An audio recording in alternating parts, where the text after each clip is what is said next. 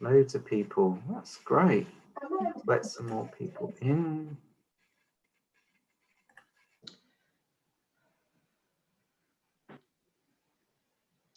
Hello, Toby. Happy New Hello Year there. to you. Happy New Year.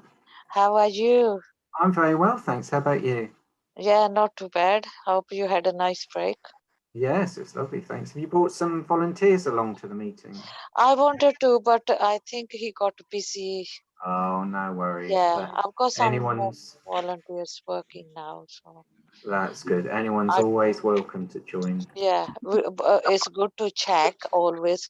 I'm trying to encourage the youngsters to do some charity work. That's good. So, I always invite them to the meetings if they can join in. They Yeah, come. If they can't, it doesn't matter. it's good for them to see the bigger picture, isn't it? Yeah, that's right. So is Mel Collins joining the meeting by telephone? Oh, hi, Mel. Thank you for joining. Hello? That's good. Who's That all that? worked well. It's Toby here from Ealing and Hounslow CVS. Oh, I sent you all the details earlier. Thanks for joining. I'm pleased to see that it works well just by dialing through. So that's really good. Right, I'm just going to wait a couple more minutes for a few more people to join us. What I'm going to do, because there are so many of us, which is lovely, but I'm just going to briefly introduce people who sit on the board of the Community Advisory Board housing meeting. And then I'm going to ask everyone else to just drop in the chat who they are and their role. Just found before on meetings when there's quite a few people, it's a good way to see actually who's in the meeting, because sometimes you can't tell by the details that come up on the screen. And then when we have any questions and answers, I invite anyone to join in then, and before they ask a question, just to introduce themselves. I just found that's a really good way of getting the meetings moving along. So I'm just going to start by introducing a few of the people on our board.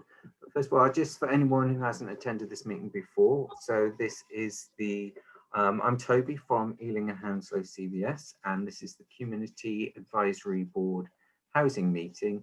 And the aim of this project is empowering people from BAME backgrounds and other vulnerable groups to campaign for housing, so their voice is heard in relation to housing issues. We work a lot with different community organisations, and we give them the skills to then work with their service users, and so cascade the information and the tools down so more and more people know about housing.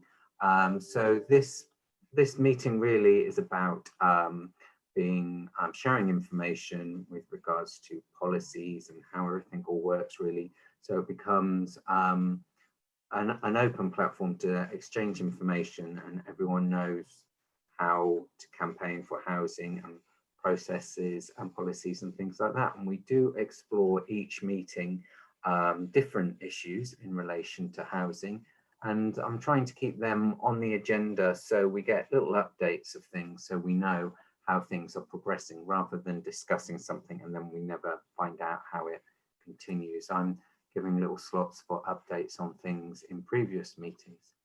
And on our board, we have a range of different people who represent different sorts of vulnerable groups, and they all have different roles. So first of all, we have Gul, and she is from Green Lane Tenant Residents and Tenants Associations. So we're going to do it a bit like University Challenge. So if you just want to shout out, hi Gul, if you just want to say hello. Hello there. Perfect. Hi. And hi everybody. Thanks for joining us. Let's see. And we've also got on our board Shelley Chahal, and she's going to be presenting shortly, and she's our solutions champion. She's put together a really interesting action briefing note, which she's going to be discussing later. But it really is going to provide some food for thought of ways to resolve housing issues. Do you just want to say a quick hi, Shelley? Hello everybody, lovely to see so many people with us today. Thank you for sending. Brilliant, thank you. And we also have got Mohammed from the anti-tribalism movement. He's on our board as well. Do you just want to say a quick hi, Mohammed? Yes, well, in fact, it's good evening for me. I'm in Nairobi. So, Oh, really? yes. So while I was here over Christmas, the lockdown happened. So then we thought, you know what, why go back? So we stay in another month longer.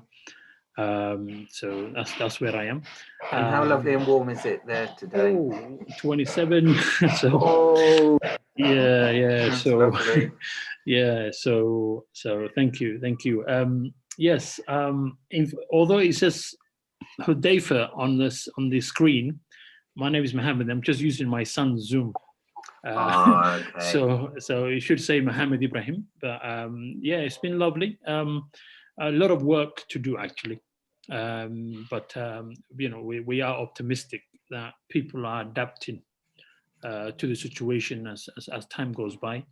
The key challenge we're facing is schooling and digital issues, not just with parents and schooling, but also in relation to people who are in rent areas, being asked to submit documents by scanning. That digital constraint is also an issue that we've been working on. So I'll elaborate that a bit later. Lovely. Thanks for joining us from Nairobi. Joy from PES, are you here? No, maybe she might be joining a bit later.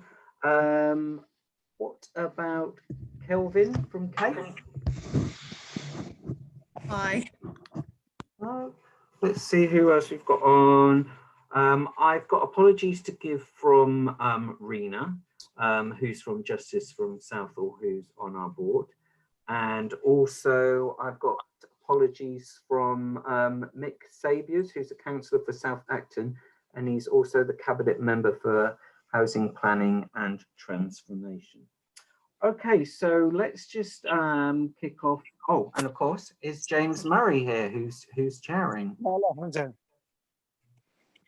James? James, are you here? No, maybe he'll be joining us shortly. I'll keep an eye out for him. Okay, so what we can do, we can start our first presentation, and we have got Francesca from Law for Life. So thank you very much for joining us, Francesca. So Francesca's going to be doing some training in the future with us. They've got a great reputation for their training. So I'm really pleased to be working with Francesca in Law for Life. But she's just going to give a bit of an overview about Law for Life, about their activities. And also she's going to tell us a little bit about some training that Law for Life deliver. And it's actually a counsellor in Ealing and in Islington, and she delivers training on how to engage counsellors, which I thought sounds fantastic. So, okay, over to you, Francesca. Thank you, Toby. Nice to meet, well, nice to see you, all of you. I actually see some familiar faces, so I guess that's always nice. Right, as Toby said, I'm a trainer and educator for Law for Life, which is a legal education and information charity based in London. Our kind of mission or goal is to ensure that everyone has the knowledge, skills, and confidence to claim their rights, their legal rights. We are set up mainly in two teams, an information team and an education team.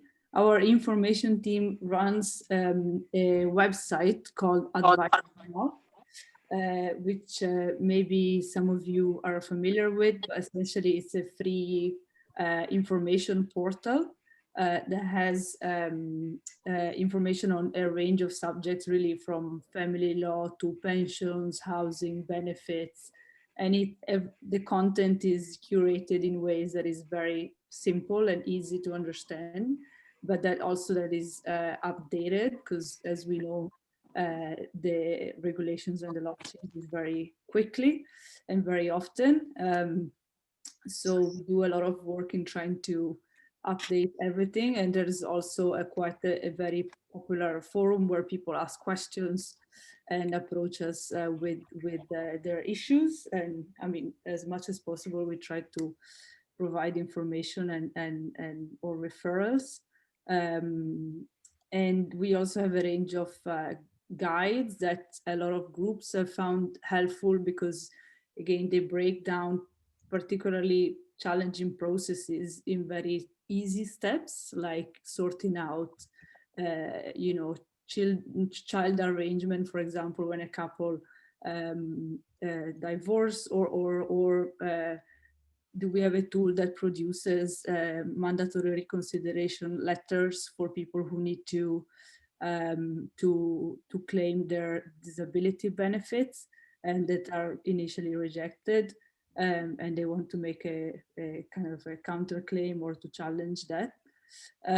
So I'll paste the link in the chat later, but essentially it's a pretty useful resource. In terms of education, instead, is mainly, well, it has been mainly offline and in person, except for obviously last year we had to move all of our content and delivery online. But the education is tailored for community groups, mainly, also for other charities and sometimes the advice sector, but mainly for community groups that don't have any prior legal knowledge or experience. And we work through the lens of legal capability, which means that the courses, the trainings we deliver are geared towards building skills that people need to be able to navigate legal information and legal processes.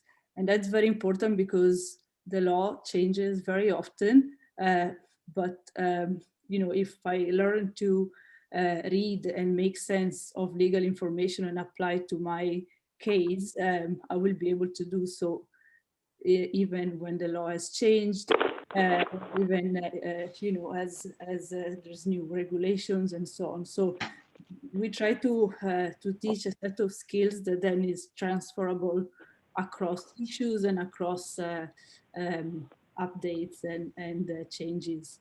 And again, the kind of trainings we do like to a lot of different issues.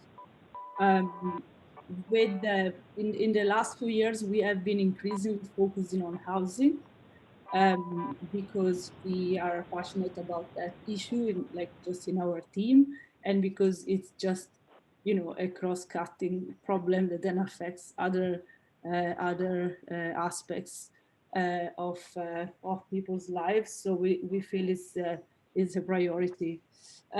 We try to design the programs from the starting point of a person. So, you know, we wouldn't start by saying this is what the law says, but more like taking a practical everyday life situation and try to get to a deductive process, try to understand how the law applies and what are some key legal concepts that you know, that are relevant and so on. In terms of education programs on housing, it ranges from being like teaching people how to address problems that they face in the private rented sector, for example, understanding rights, key rights that someone has as a tenant, understanding what is a tenancy, and you know, many times tenancies are not necessarily written, and it's not because you don't have a written contract that you're not a tenant. So even understanding that is very important for people to then be able to, you know, to know what rights they can claim. We then look at how to deal with issues of disrepairs, especially in light of the new changes in the law that came into force in March of last year. That again, a lot of tenants don't know about, but it has changed very drastically. And now landlords are obliged to carry out a lot more repairs than they used to be in the past. We also look at the dealing with evictions, and especially Section 21 evictions, because they're the most common type of eviction. And obviously that has changed again with the coronavirus situation, but we obviously update it accordingly. And then we also look at situation of homelessness or people who are threatened with homelessness, and what duties do local councils have, and how to try to approach local councils in a way that is effective. As we know, unfortunately, there is a lot of gatekeeping and a lot of trying to push people away because there is a real shortage of housing. I mean, you know, there is a lot of pressure on councils to accommodate people who might be in priority need. So we try to accompany people through that process of applying as homeless. And then also once they get in temporary accommodation, how to try to improve situations of people living in temporary accommodation that are often very dire. So last year, with the support of Trust for London, we wanted to go a bit farther, the usual teaching and the kind of trainings we already had, and we wanted to try to have some broader conversations around actual remedies that people can take when they are trying to pursue, for example, a homelessness application and that's not going anywhere, or you know, when they try to negotiate with their landlords and that's not successful. So we try to look at what remedies exist for individuals and for community groups as well, to try to act together and try to get more systemic issues and address some of the bottlenecks that exist. And in that sense, we organized 4 forums that again were meant to be half a day event for also for communities to meet and strategize, but we couldn't do them in person, so we had them online. The first one is the one that Toby mentioned, and it focused on effectively engaging with councillors and MPs. We had invited an MP who couldn't join us in the end, so the event focused on councillors. We had a councillor from Islington, Sue Lukes, who is great. She's also a great trainer, and she's the champion for migrants in her borough. She also explained what that means and why that's important and how that role can be used to try to affect change. It explained the different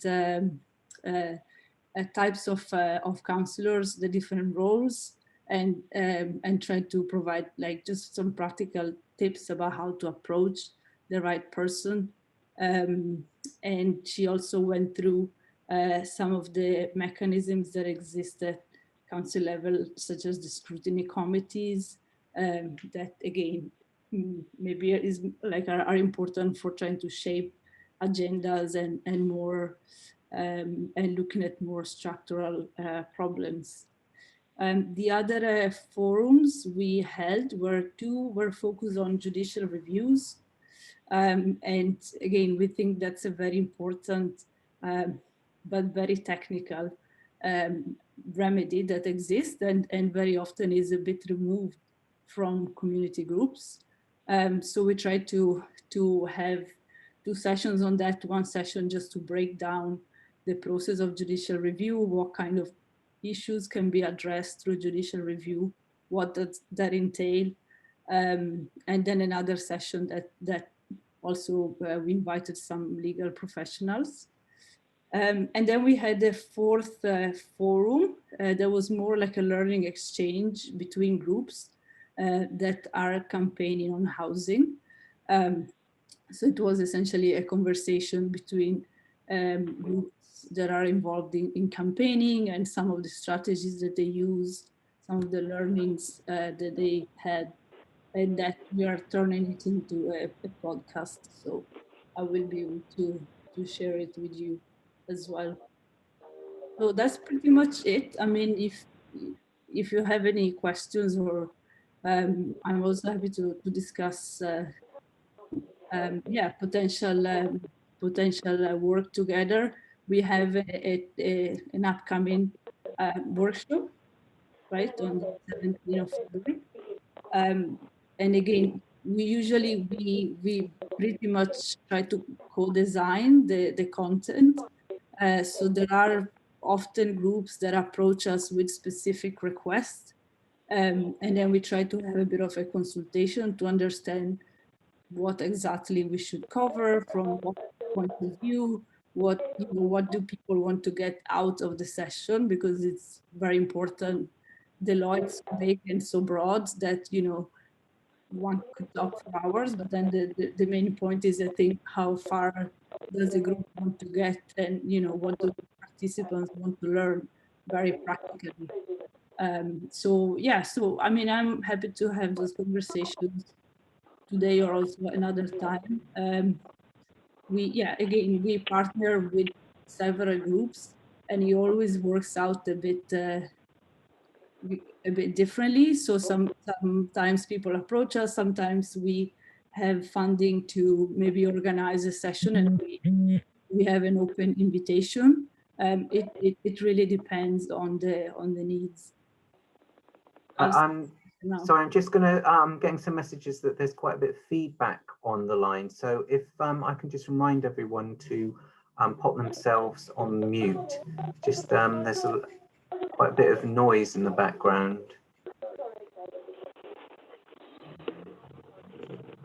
I think Mel, it might be coming from you. Are you able to pop yourself on mute?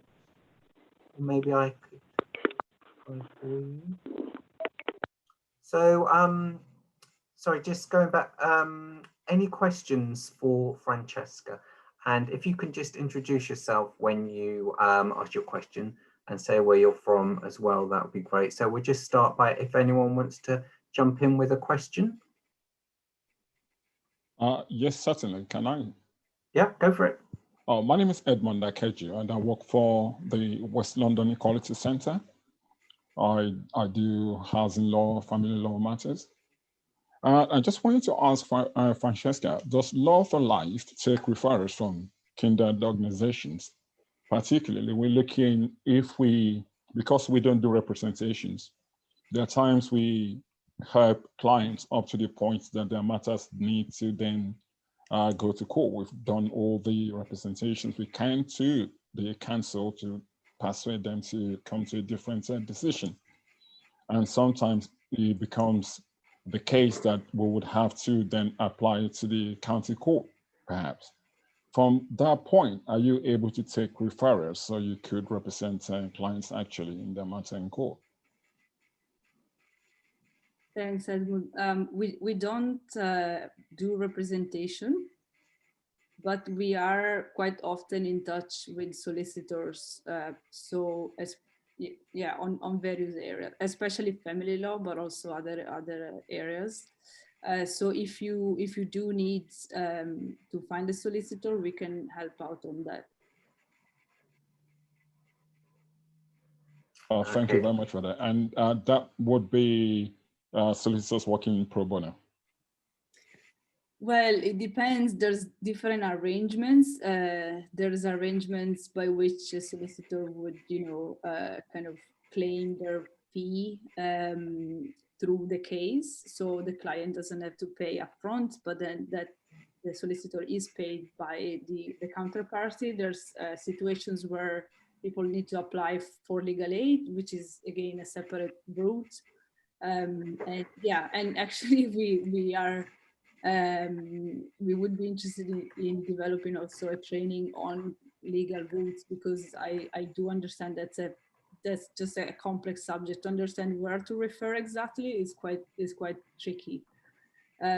So we are hoping to put together some programs on that too.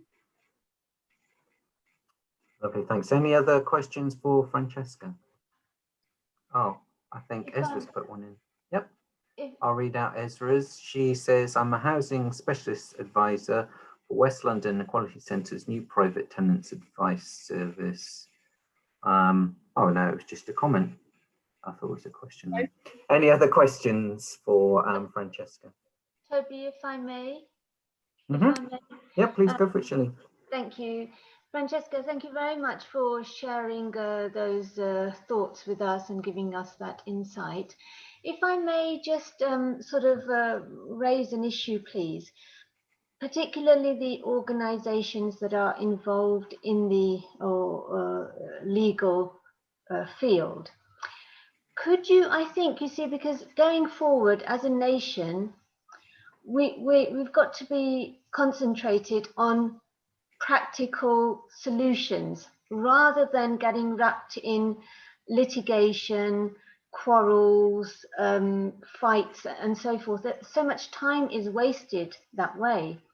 Would you be able to canvass support or establish through any means available in your knowledge, where, you know, the judgments, judicial judgments, which relate to, for example, housing, they can be shared across the public authorities so that the local councils are aware what the law is, so that going forward, those past mistakes are not repeated, and, you know, the issues are addressed easily, or more simply, put it that way, rather than getting embroiled in the disputes which take years of people's lives, you know, being dragged through the courts, or, you know, or people just end up suffering, in order to improve everybody's lives, the systems, everything. If there is some sort of monitoring in place, that, you know, that here's a judgment that comes out of the High Court on equalities, for example, and that should then settle the matter in future, so that any relevant issue that exists thereafter is actually practiced and effected according to the law, which will end the suffering going forward of people. Not that, as it is at the moment, we've got the judgments coming through from the courts and there's no adherence by the public authorities. They're just being ignored. Another case comes forward, a similar case, and goes into the court system. And, you know, we're wasting time and money, so many other resources, just repeating the same old mistakes. And, you know, life is not getting better for anyone. If you could, you know, in your organizations, in your network, give that some thought, I think that would really, that's essential now, you know, because we've got so much to do in this country, so much is wrong, so much has got to be put right. And without these sort of systems in place, corrective systems in place in society, you know, things just won't improve significantly. Thank you very much, Toby. Okay, any other comments or questions for Francesca? Yes, I just wanted to ask, thank you for your comprehensive summary there. I just want to ask Francesca, in regards to working in partnership or engaging with the councils themselves under the conditions of COVID, we've had experiences where finding them, getting decisions quicker has been very difficult, and we've been monitoring that. What has been your experience? Because we have some solutions in mind, but I think what we wanted to find out was, what is the grassroots experience on getting hold of the council in regards to the homelessness department, housing benefit department, which is, to be honest with you, one of the key challenges we've been facing recently. Thank you. I wish I had a brilliant solution to tell you. I don't, unfortunately. We hear a lot of the same issues from across the board, from other groups. what the kind of information that Sue Lukes, the counselor we invited at the forum, provided is wasn't like specific to COVID. It was more, I think, working in normal times. I think with COVID is even more difficult. Not only counselors have more requests, but they're also less available. So yeah, so sorry, I don't have a, you know, a specific solution. Yeah. So, I mean, one of the ideas we've been discussing in the office, and I mean, I want to put it to the board here, is I think the council needs to go further than working with charities and organizations like you on an ad hoc basis.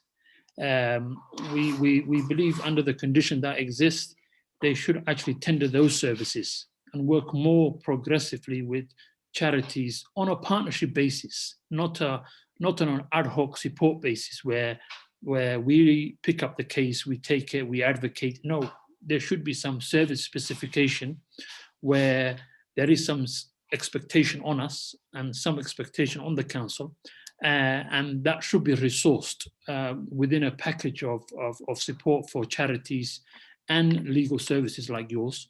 I think that should be the way forward. Councils cannot no longer hide behind the fact that there is restrictions on COVID. We can't digitize things. We can't allow customers to come in. We don't have appointments. That sort of, in order to get away from that, I believe they need to empower us as charities and organizations so that we can work on a partnership basis, just like a tendering services, if you like. So that's one of the things we've been discussing. It's nothing set in stone, but it's some of the ideas we've been brainstorming.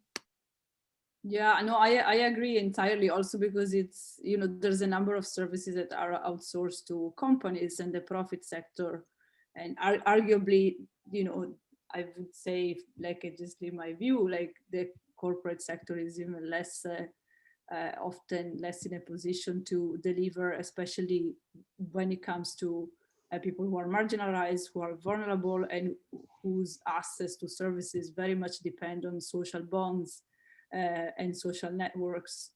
So I definitely agree. There are some good examples of joint work. Like one of the groups that we had participating into our last program is Solas, that is working in Islington, but in a bunch of other councils as well. And they have been able to establish quite a solid relation with the housing department with regards to homelessness applications coming from women experiencing domestic abuse. Yeah, I think it sounds like it's been quite successful. I haven't seen it firsthand, I must say, but from what I heard, it sounds like it could be a good model, and they have established a good relation. Similarly, okay, I'm just gonna, sorry to interrupt that. I just see we've got one question, hands up, we've got from Khalik, and then we're going to move on to that. I'm just aware of time. So Khalik, did you have a question or comment? Yeah, thank you. This is my first time I'm attending. Is Councillor Malik, Khalik Malik from London Borough of Hounslow, and good to see you all. And my first time I'm attending meeting. My question is that in Hounslow we have a lot volunteer section. Voluntarily, people they are organize so many groups which they are trying to help our local resident who are in need. For instance, here in Cranford, we set up Cranford Action Group, which oversee the environmental thing, and probably is greenery, is fly tipping, and all sort of things. They oversee that sort of thing.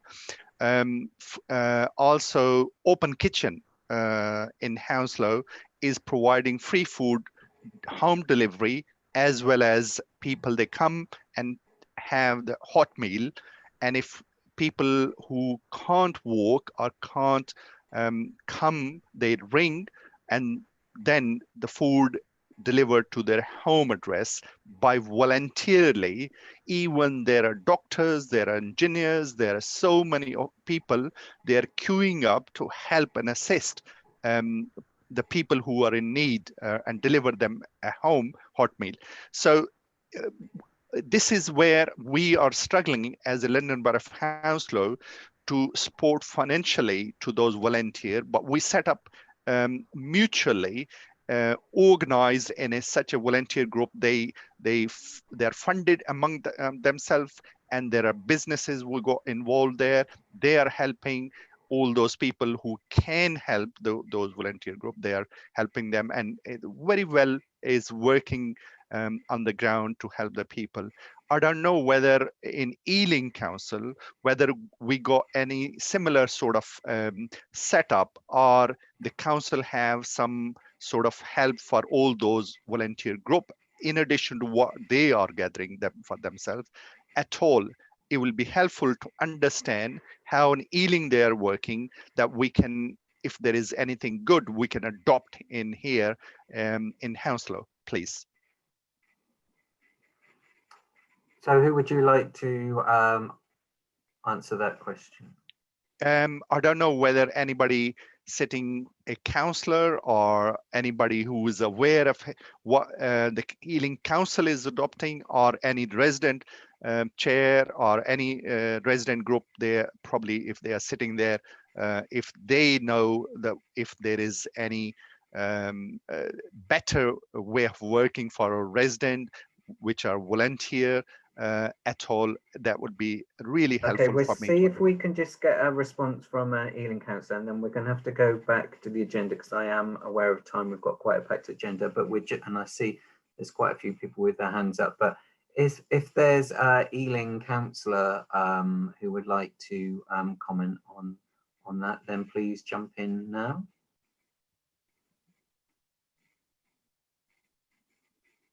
No. Hi, this is Councillor Braz. Sorry, I'm having a bit of a problem with the connections and things today, so you're just going to have to bear with me. I think it sounds like the Councillor Malik was talking about quite a lot of things that we're doing in our Ealing mutual aid groups, and we have Ealing Together, which is basically coordinating a lot of the activities that he was discussing about getting food to people and making sure that everybody had what they needed. So I think a lot of that is going on through the Ealing Together sort of portal, if you like, and the mutual aid groups, which are still ongoing from the last time we were in lockdown. So it's just ongoing work from that. Okay, thank you. Chair, sorry, can I need to clarify something. What I'm trying to understand whether there is any support from the council for those volunteer group who are helping residents in this difficult time at all. Yes, the Ealing Together is basically the council's officers that are providing support for the mutual aid groups who are trying to do various things by putting people in touch with whatever they need to be put in touch with. Also, it has a twofold support mechanism in that it supports our residents as well. So residents can actually contact them directly, or that the volunteer sectors can get in touch. But we're working hand in hand with the mutual aid group that was set up beforehand. Thank you, Councillor Okay, Aisha. Thanks, very helpful.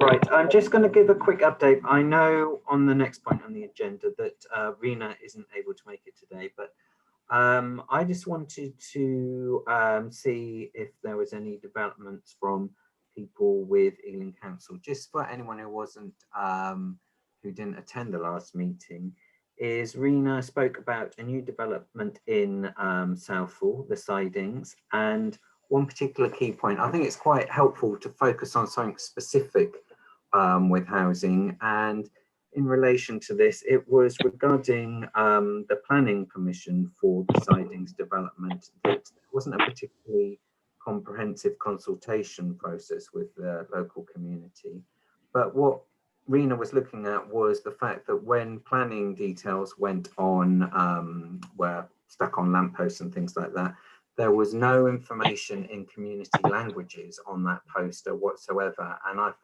found that quite shocking in that sort of area. Very complicated language for and vocabulary for people who are English speakers, but for people who from different backgrounds speaking community languages, even harder to understand. And Rena started a conversation with Dave Baptiste from Ealing Council.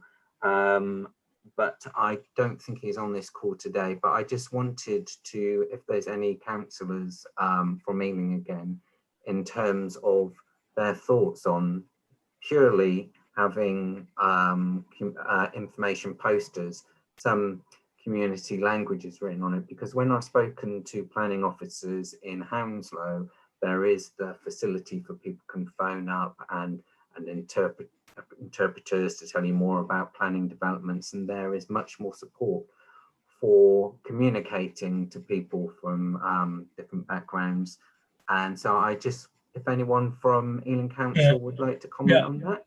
Thank you, Chair. Thank you so much for pointing it out, that one. I'm Councillor Tariq Mahmood, and in terms of the regeneration, that's the team I am working with. So I'm happy to take away the message you are giving this afternoon, and I will report you back in the last meeting. In terms of, on the second point, in terms of development in Southall particularly, last night Planning Committee approved that one of the application, which is location is Southall College on Southall Broadway. So that's not a very large residential development, but it has been approved last night by the Planning Committee. But I'm happy to take away this message and report you back in the next meeting. Thank you. That would be very helpful. Thank you very much. Can I Just, also add a point to that?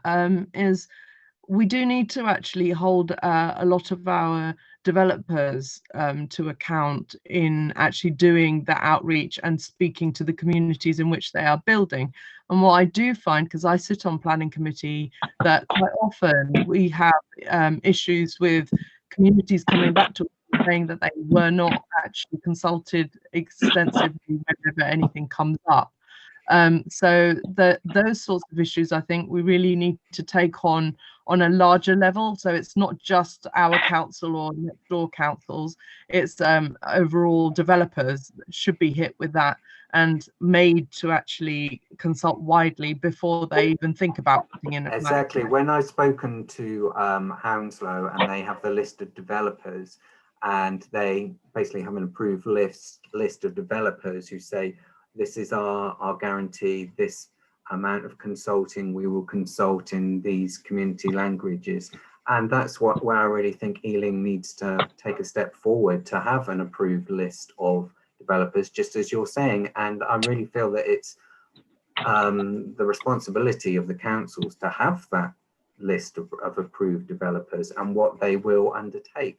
So that's why I'm really keen, just if we can move forward in one thing. Something that needs to be on a sort of wider, it's not just the council, because these developers are obviously operating in various parts of the country. So it does need to be something maybe perhaps at a national level to say that developers do need to be brought to account a bit more than they are.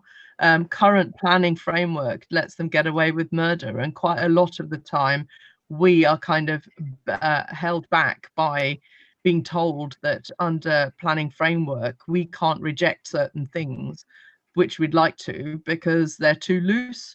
So the issue is actually a lot more bigger and more national than just talking about it at a council level.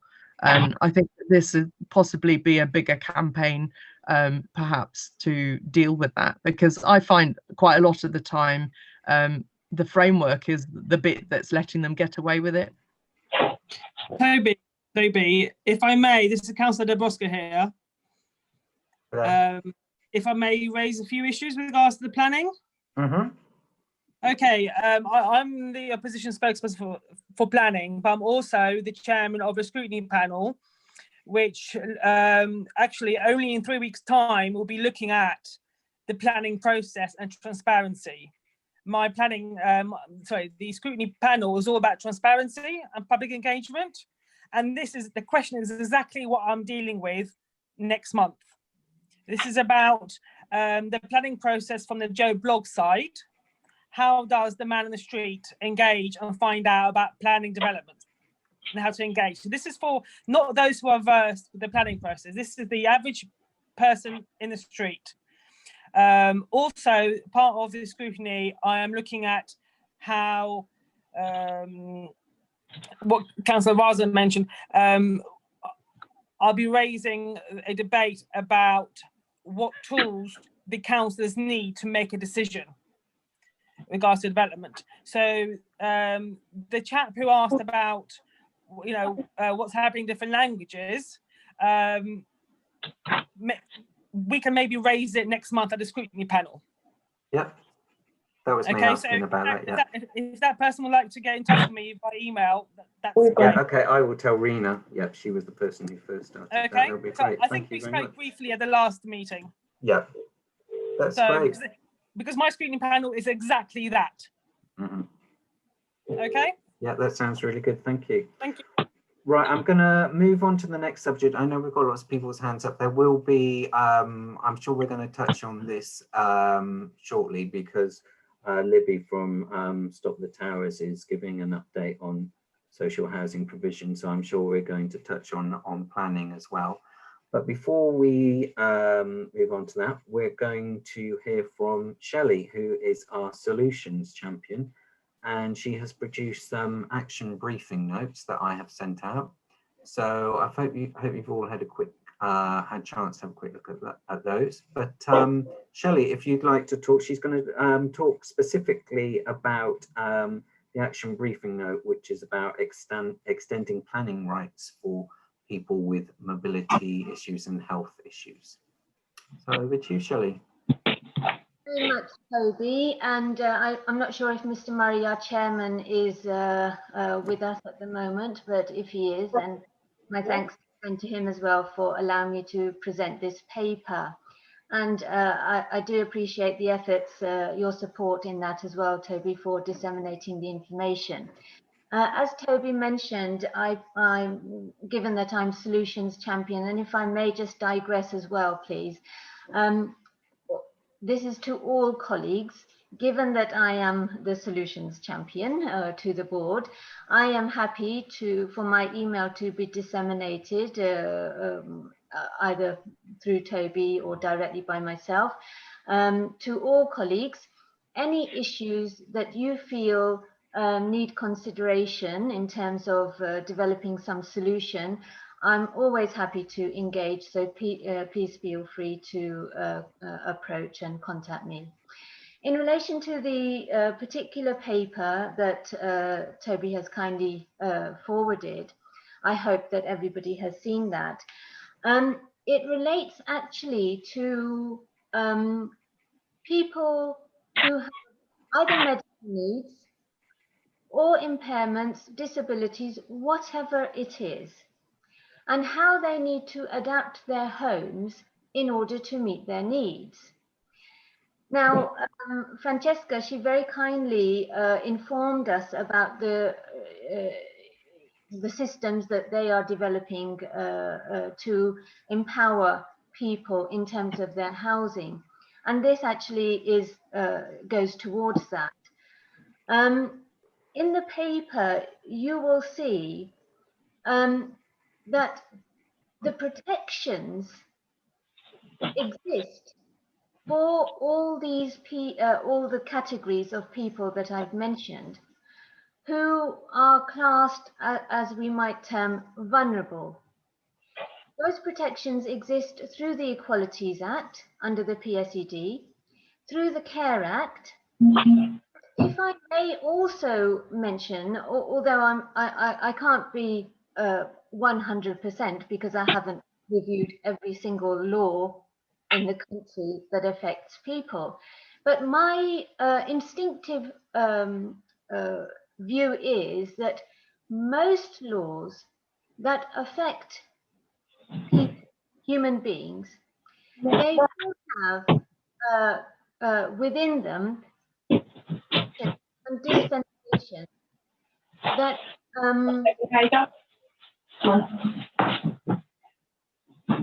I think some interference from Councillor George. Not muted, Toby. Sorry. There will be protections inbuilt into legislation that support those categories of people that are considered vulnerable. And the point that I'm trying to make is that, for example, if we look at the Town and Country Planning Act 1990, people that are in the vulnerable category expect the local public authorities to protect them. The Town and Country Planning Act, just as an example, specifically, Section 1793 provides a protection that where somebody is unable to comply with an enforcement notice, unaided, then the enforcement notice in the first instance should not be issued, because local authorities have a duty of monitoring under the equalities legislation. Now, if the case study is not attached to the paper, perhaps it should be, which I may amend, but I'll just give you that example. And this is a live example from the London Borough of Ealing, where a wheelchair-bound elderly gentleman had a development which the council did not approve. The planning officer, a female, able-bodied, attended upon this gentleman who was sat in his wheelchair and insisted, looking down on him, insisted that the development must be demolished. If it was not going to be, if the gentleman was not going to do this voluntarily, then the council would issue an enforcement notice, which they subsequently did, against the law, I might hasten to add, because the gentleman had a protection under Section 1793. This gentleman was threatened for 4 or more years by the sword of this enforcement notice, that unless he demolished, the council would attend, demolish for him, issue him with the bill, and if he didn't pay, put a charge on his property. Now, as Francesca was illuminating, the point of this is that when we rely as individuals, we are not experts in every field. No one can be expected to be that. So we rely on the competency of our public authorities. We rely on the compassion and kindness of our public authorities. This one example, there are plenty more. And people here at this meeting may know, their relatives, friends will know. There are countless examples where such injustices are occurring. And those people who are in the vulnerable category, protected through legislation passed by Parliament, but not implemented by local authorities. That's where the problem is. The local authorities exist to meet the needs of the local people. We need local policies. We need local policies drafted, things that we can read, things that we can respond to, things that can be implemented which actually meet the local population's needs. And unfortunately, not just the laws are being ignored, the needs are being ignored. I believe that Toby may have forwarded today the Equalities in Ealing Summary Needs Assessment from April 2017. And I mean, if you look at that draft, there are so many things there which are identified by the council itself about the overcrowded housing, how so many homes, 23.6, nearly a quarter of all homes are short of at least one room. And that's been identified by Ealing Council. Yet no solutions are offered in this document. And yet people that are applying for planning consents to develop their properties are not being granted those consents and are pushed into an appeal system that lasts years. I mean, the point is that local councils, local authorities need to have local policies that meet the needs of local people. And if I may just tie in, because this is what it's all about, especially going forward, people will know about the Public Health England reports, one which identified inadequate housing as a key reason why people from the BAME communities were disproportionately affected so poorly by COVID-19, because in the BAME communities there is a tradition of intergenerational living. Now, today we have got the spike in the presence of COVID cases again. So we're in lockdown number 3. I wonder whether truthfully the authorities believe that in the shoebox houses that developers have built in this country, how are people supposed to self-isolate if they catch the coronavirus? Can anybody realistically, truthfully believe that the housing floor space in the country as it is allows for self-isolation? I mean, frankly speaking, with the viruses that are coming down the line, as identified by Public Health England in the other document that Toby kindly forwarded, we are going to need bunkers at our homes as self-isolation units. And the whole system has got to really be prepared for this. The point is that, as I mentioned earlier when I spoke following Francesca's very illuminating presentation, instead of having arguments, I think it's time that we all recognize the need to pull together, work together, develop policies that actually meet the needs of local people and also serve society. There's no, of course, the point of last resort is the court, but why public authorities think that that's where people should go, I really don't know.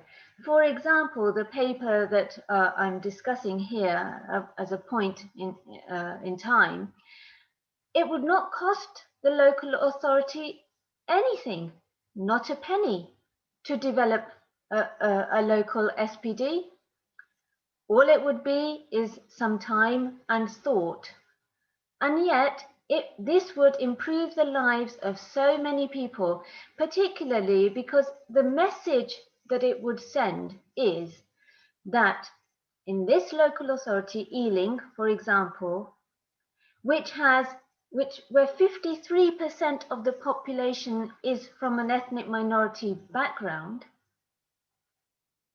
which is considered vulnerable in itself, but then there are minority communities within that, it would send a message of compassion and kindness, particularly post-COVID-19 going forward, that the vulnerable communities do indeed matter, that indeed the equalities legislation is very important, that indeed we do need to join up all of the legislation, the Care Act, the Equalities legislation, the other protections that exist through Parliament, and we need to recognise them, we need to implement them so that the people that already have stressful and difficult lives, well, we can support them through nothing more than a policy provision. That's all. Finally, before I end, because it's not the most exciting of issues, planning, but if we think about it, planning affects everybody's life, whether people are homeowners or not, whether they are tenants, whatever their status may be. Planning affects everybody's life.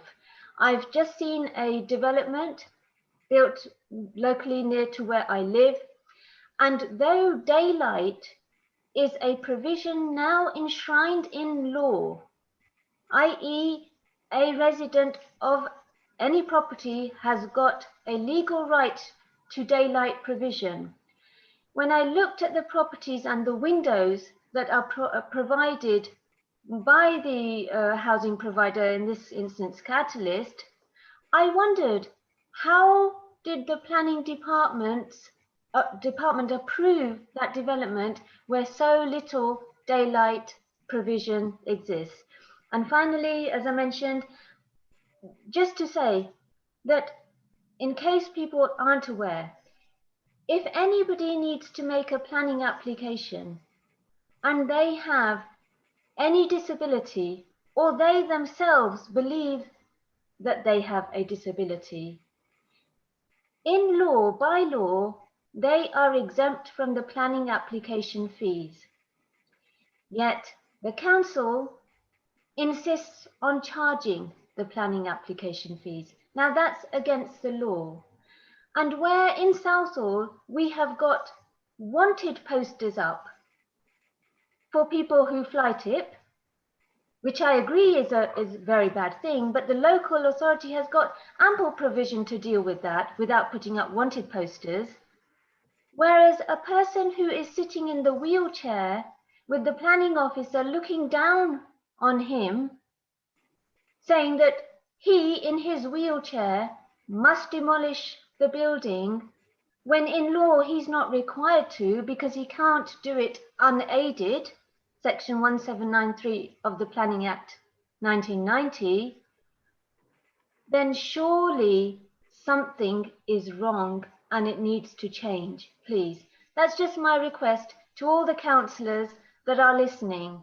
Please help the vulnerable people. You are our elected representatives from our communities. You know the needs of your communities. Please just implement local policies that address those needs. Just as now Public Health England report said that inadequate housing was a key reason that so many people from the BAME communities perished. I really don't think that that shines any glory on our community at the local level, because we have enough councillors from the BAME communities that are elected into power and position to represent our needs. Thank you very much, everybody, for listening. Thank you, Shelley. Some very interesting viewpoint. And I'm just going to put it out there. Are there any Ealing Council staff or any Ealing councillors who would just like to quickly comment on what Shelley said, in particular about focusing on the planning requirements for people with mobility issues?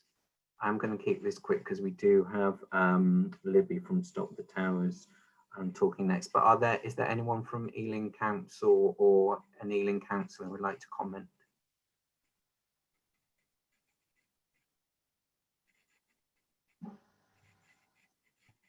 Hi, Toby. I might be able to comment on the enforcement. Every enforcement case is unique, so I'd rather not anybody comment on that case that the lady raised.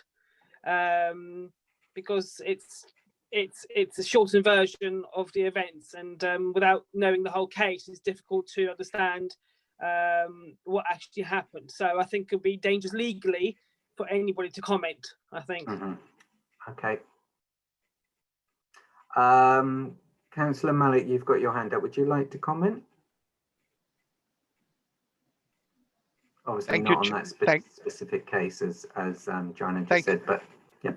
Thank you, Chair. Can you hear me? Yeah, very quickly, in terms of Ms. Chahal, what she has raised, very valid point in terms of planning and the need of local community.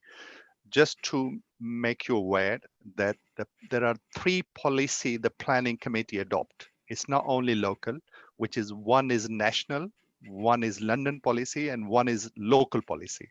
So each application when is being made, they have to take into account 3 policy before they make any decision.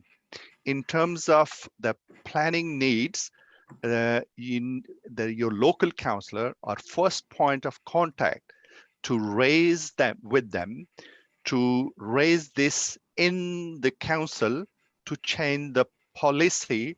What is the need and requirement of local Ealing Council resident to adopt? There is a provision that they have to take into account 3 policies, which is national, London, and local. But there is a provision in the policy they can amend and alter the local policy, bear in mind for the need of local people. One thing everybody should be aware that nobody was prepared for this pandemic. So therefore, the policy, the planning policies still exist the same. Now, to change as per the need of local people, you need to email to your local councillor to raise with them that these are the local needs.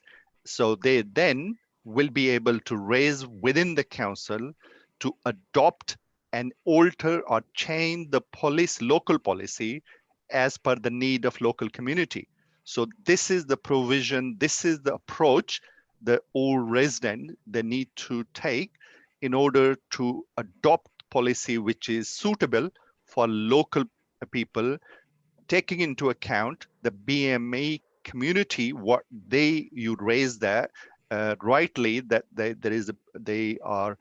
we are living as a joint family. So there is a more impact on Asian community rather than anybody else.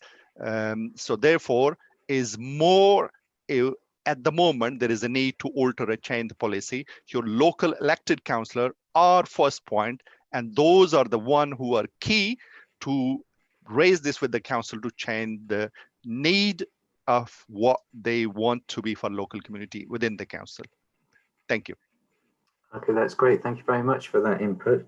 Right, I'm just going to move on to the next subject. Very interesting talking about that. It's a shame we have to move on. We could talk about it for hours, but I'm just going to give an update now.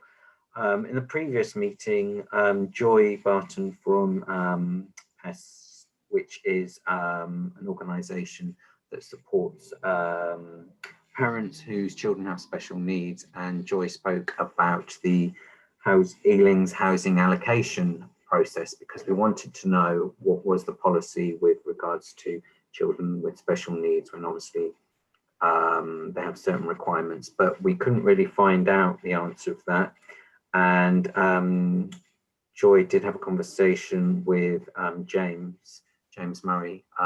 So we were hoping James was going to give us an update, but he's not here this evening, unfortunately. But I hope to have an update on that at the next meeting. So I'm just trying to keep in this meeting topics that have been discussed so people know that they are actually going somewhere, because we want to get some answers on that. So I'm now going to hand over to Libby Kemp from Stop the Towers, who is a fountain of knowledge. And I've invited here today to talk about Ealing Council's social housing provision. And to give us some insight on where this is going. So Libby, thank you very much for joining us today. So yeah. Thank you for the invite. I'm not actually Stop the Towers, that's a different group. I'm from Ealing Matters. Ealing Matters, sorry. Ealing Matters was set up 3 years ago as an umbrella group for all residents associations and tenants groups throughout the borough to come together to share knowledge, to help support each other with planning issues and various other issues. But also I sit on something called Just Space, which comes out of the Bartlett School of Planning, and we look at things in detail like the London Plan and write and make recommendations and things like that. So we've got a lot of planning knowledge. Ealing Matters does other things besides planning, but mostly planning. We also hold the council to account for some of the things they do or do not do. Today, I really wanted to talk, apart from the council housing situation, there's a couple of new groups that have started up in Ealing, which you might be interested in. I'm just going to read them out to you. First of all, on a Saturday morning, there's a group called Axe the Housing Act, Save Council Housing. And they're actually a national-wide group, but mostly London people. And they're representatives from all sorts of tenants organisations through London, through the rest of the country. And they meet every other Saturday between 11 and 12:30. Anybody can join, but they're a font of knowledge. They have been doing this for a long time. And one of the core members of it is the London Tenants Association. And they, again, have a lot of knowledge about social housing, future of social housing, problems people have. And a third part of that, another member of that group is something called SHAC, which is Social Housing Action Campaign. And they're looking, at the moment, they're looking very seriously at service charges, how they're included or not included in rents, whether they're legal or not, and how to work them out, how to look after them. So there's a lot of people there.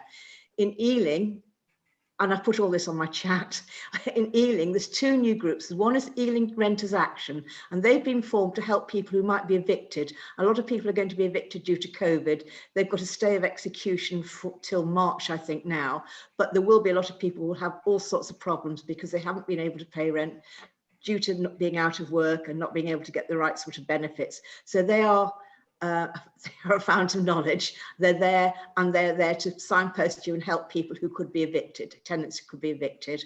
And then there's the London Tenants Association, which the Ealing Tenants Association, which is just set up. And they are federated to the London Tenants Association. It's for people in Ealing to join and again, work together, share knowledge and do things like that. Right, on the so I put all those on the chat. There's a lot of things there that could be useful to many of you. On the council housing issue, I joined Axe the Housing Act, it was called, the group, in 2016. And it's to do with the new Planning Act, which is coming to force then, and where they were just taking absolutely no notice of council housing whatsoever. And they still run now, and it's a London Borough group. And they want to save council housing as opposed to London affordable rents, which are unaffordable, LLR rents and things like that. Ealing has lost I think it's 1,371 council houses in the last 10 years, maybe less, and they're not replacing them. And the group, we feel very strongly that council houses are good, social tenancies are good, London affordable rents are very poor, and that we shouldn't be using them. They shouldn't be building, especially on council-owned land, because the cost, what makes property expensive at the moment is the land cost. Well, if Ealing already owned the land, they should be using social housing, council housing, and not London affordable rent. And I assume everybody knows the differences between them.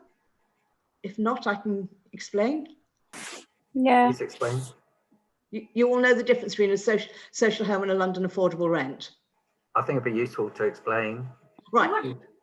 To start with, London affordable rent is about £60 a week more expensive than council rent. I can give you a chart with all this. It's more expensive than council rent, and you have to pay service charge on top of that. And a lot of the housing associations put the service charge into the rent, so you're not sure which is rent and which is service charge.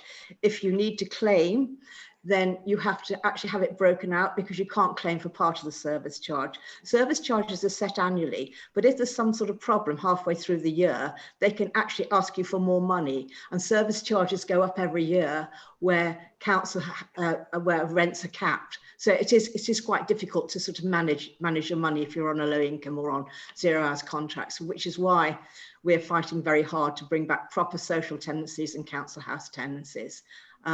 Also, council house tenancies for life. Social, the London affordable rent is usually for 5 years and has to be renewed. And if you've got behind with your rent or your service charge, you probably won't get your tenancy renewed. So we feel very strongly about putting through. Councils do have a problem with council social housing because of the right to buy.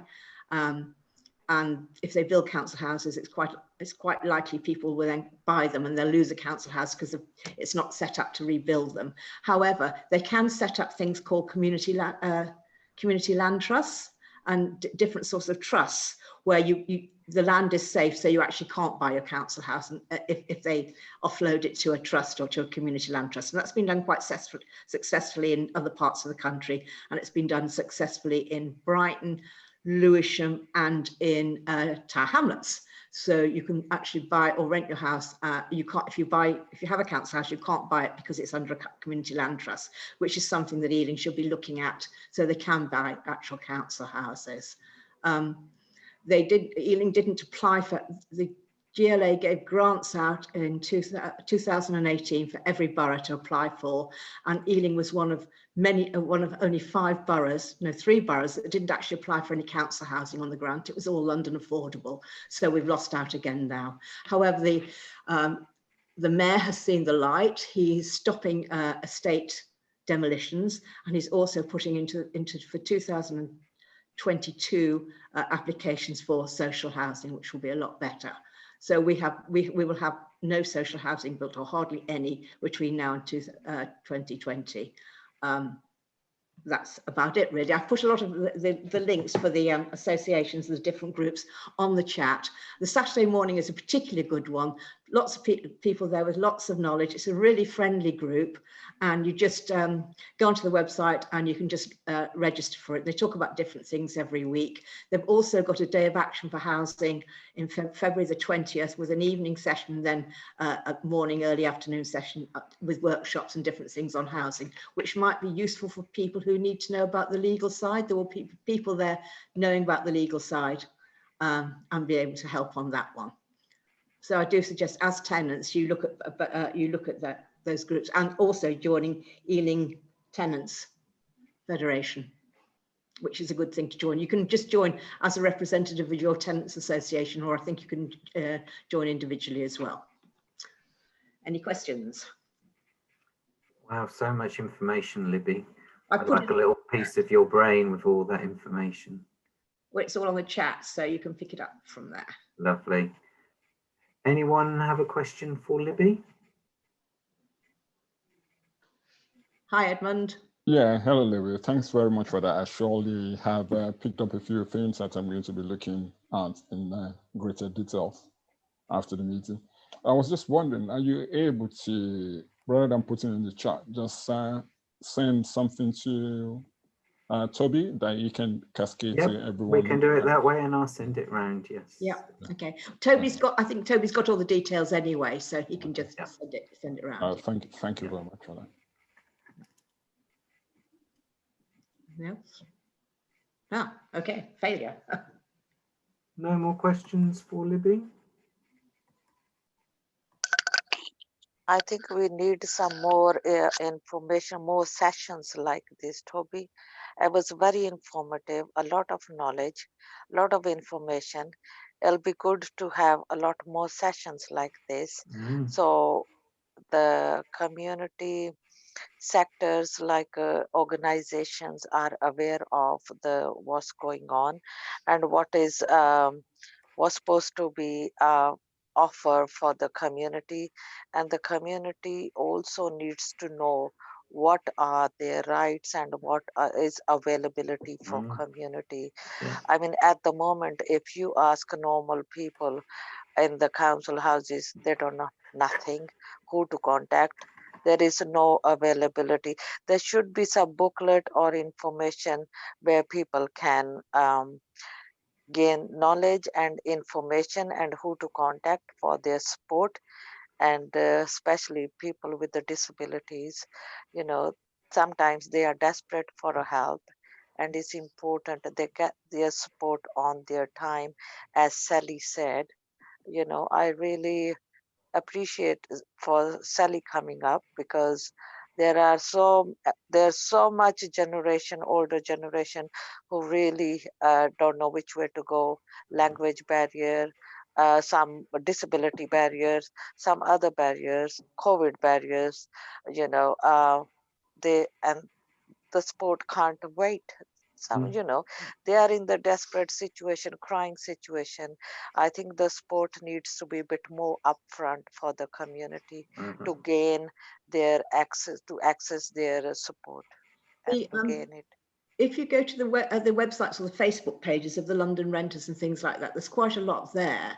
But also you could, I mean, I'm sure somebody from AXA Housing Out or ACT or London Federation of Tenants or somebody would be delighted to come and speak to you and just tell you. They all have disability officers, by the way. All of them. Okay.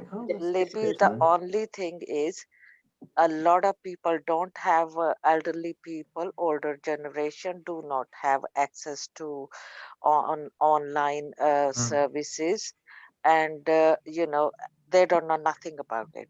And another is a language barrier, is the biggest barrier. Got something on that. So it's up to sort of people like yourself to go out and spread it through the rest of your community, and so for you to pick it up as representatives and then spread it out within your community.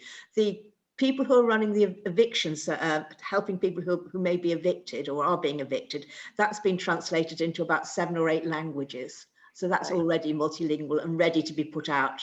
And we can put copies of that. Maybe, I don't know, we could put them on maybe your website or something like that. But we have got them in about 7 or 8 languages for eviction. So that's we need this sort of information booklet in each and every house. I maybe look smart. I'm not an IT person either. Right. So, you know, I maybe look smart, brilliant, but, you know, we are not all clever on IT skills. So if there's a booklet in languages and all that, everybody, then they will approach us, then we go further to get them a help wherever is available. I've been in community for over 41 years, and I know how many people I have. Not only Asian people have a language barrier, Polish people, other communities, there are hundreds of people who have a language barrier, and they can't read the full, even people, English people can't read fully, you know, the information. And there is a biggest barrier, and people are lacking of the services due to the barriers. So we need to break these barriers. If there's a small booklet or some information can be printed out, everybody have a right to gain the information and to get them self-help. You know, some of the young moms have children with the disabilities, but because they are new in the country, they don't know nothing what is available. So when we go and see them, we feel like to cry, because we see them in the desperate situation. And then we offer them, can I offer you this? Can I offer you that help? Can I, please call me? Many times they don't call us, and we try to call them back again and again. Is there anything? Do you need it now? Because people forget when they are in the desperate situation, and this COVID has numbed everybody's brain. Can't think straight. So we contacting people every few weeks. Do you need any help now? Is there anything you require for your children, yourself? You know, I mean, there should be some more leaflets or information, written information available to the community. I'm just gonna, whilst you were talking, I'm just going to show something on our website. I know it's online, and understand that you say you need print material, and I definitely want to do that, but I'm going to show you on our website.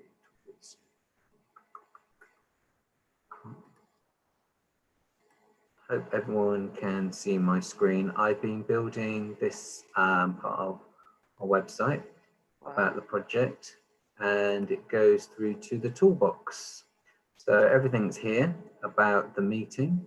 You can, if you really want to, you can go back and watch the meetings just by clicking on the links. It's going to have dates of other meetings there, and in the toolbox, all the training videos that we've been running recently. So you can go back, revisit all that. It's all there.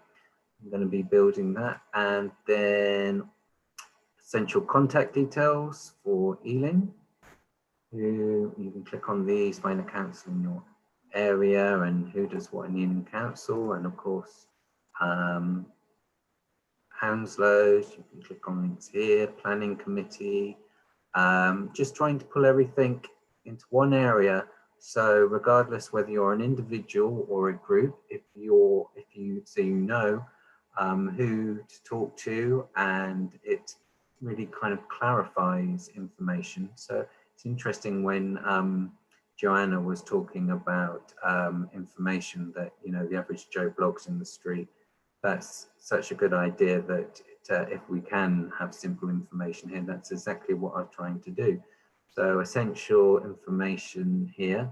So that's the statement of community involvement, and also for Hounslow, summaries of housing policies. They're huge documents, but chunking it down and things like that, all that information there.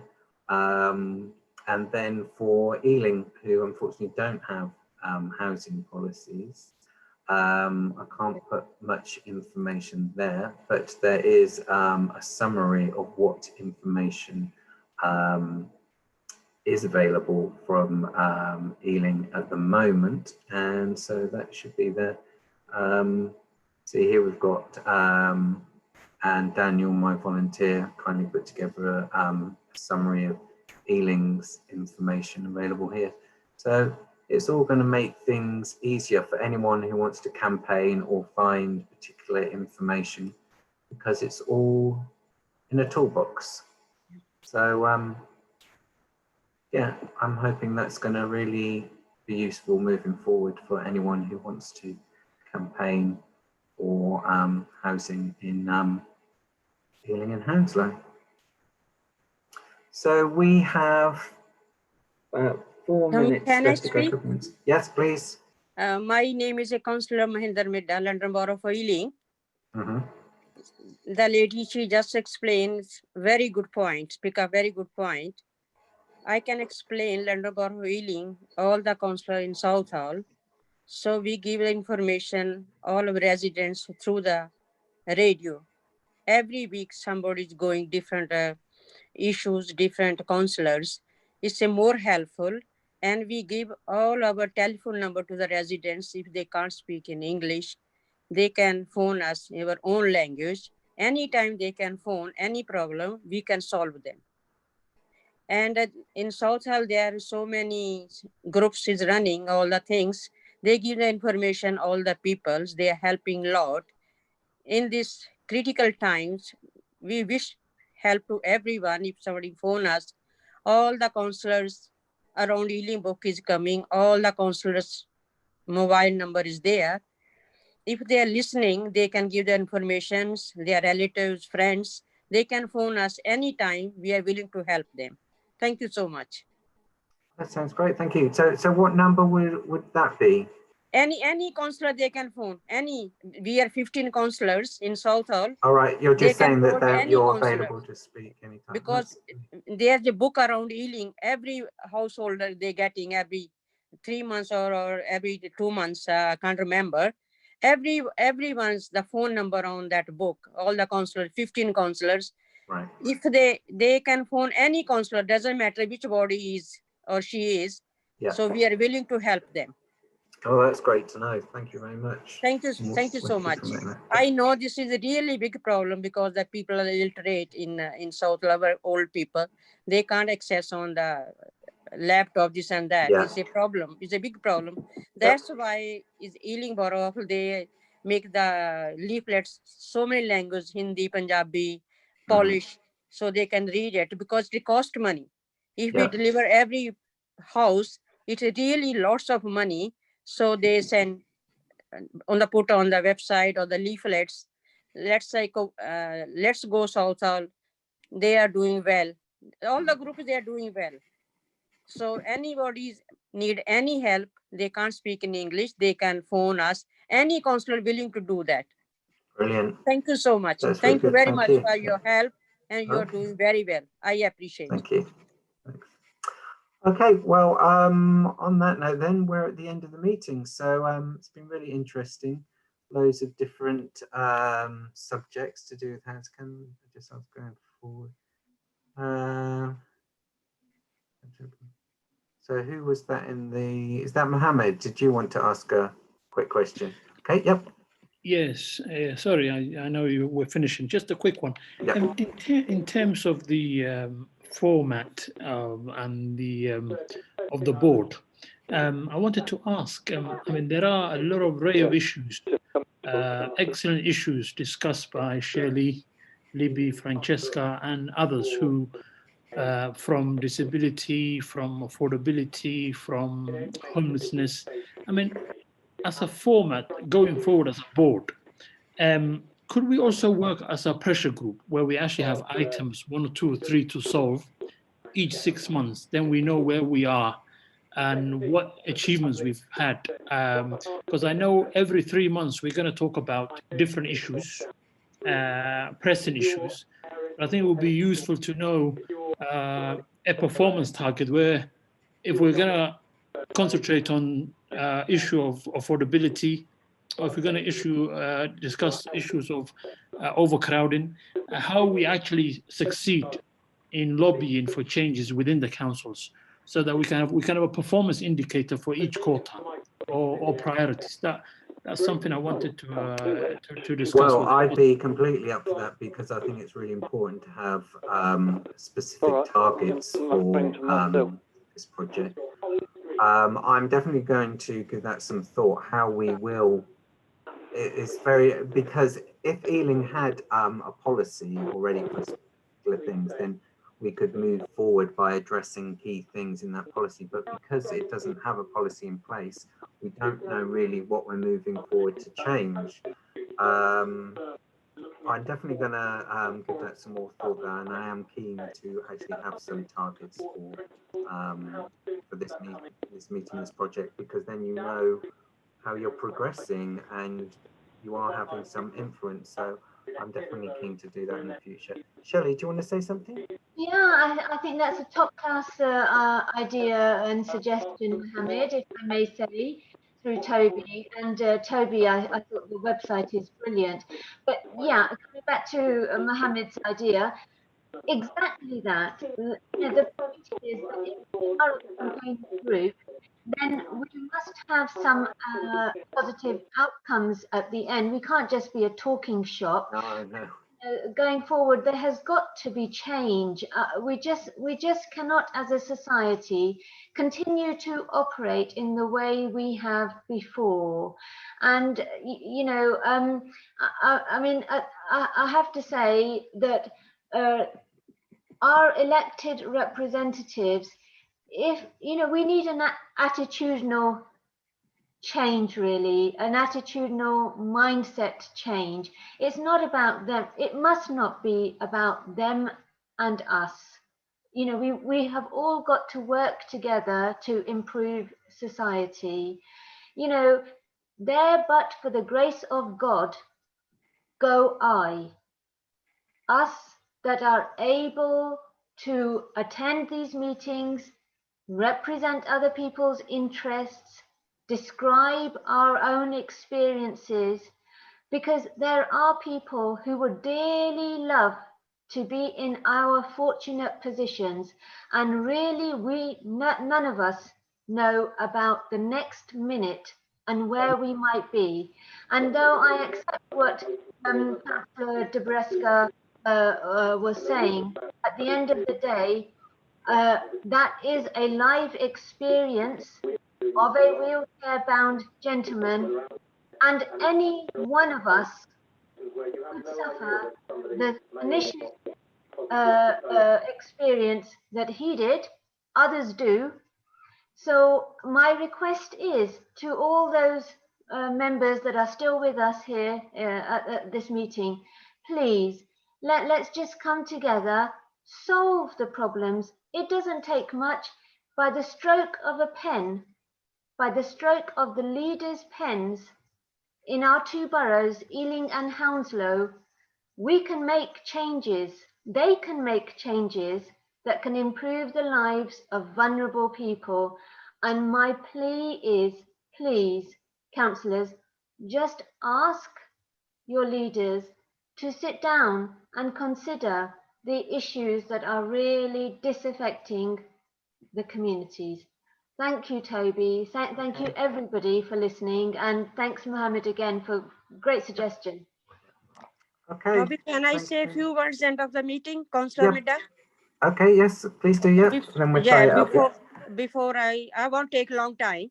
Okay. Before we leave the meeting, if we work together, residents and all the councillors, we can bring good things together. And I want to say all the people are in the meetings, I want to say Happy New Year. Be positive. God bless you. Lovely. Okay, thank you very much. Thanks everyone for joining, and I look forward to seeing you all in a couple of months' time at our next meeting. So take care. Thank you very much, Toby, for organizing this. Bye, everyone. It was really worth it. And thank you, Mahinder Midha and Sally. Really Oh, thank you, appreciate my darling. Thank you very much. God bless took you. Very good point. Very good. Thank you, darling. You are working very hard. I know that. Thank you, everyone. Is Councillor Malik from Hounslow is very helpful this meeting. I really appreciate everybody's contribution, and I really enjoyed this meeting. Brilliant. Thanks for joining. Thank you, Councillor Malik. This is Councillor Adriana from Hounslow too. I've overseen everything. Thank you. Well done. Because I was really impressed by the lady and by all the residents of their sharing their thoughts. And it's very critical for all of us to stand together and work together for betterment of our community. Have a lovely evening, everyone. Bye. You too. Bye-bye. God bless. Bye-bye. Bye. Bye-bye.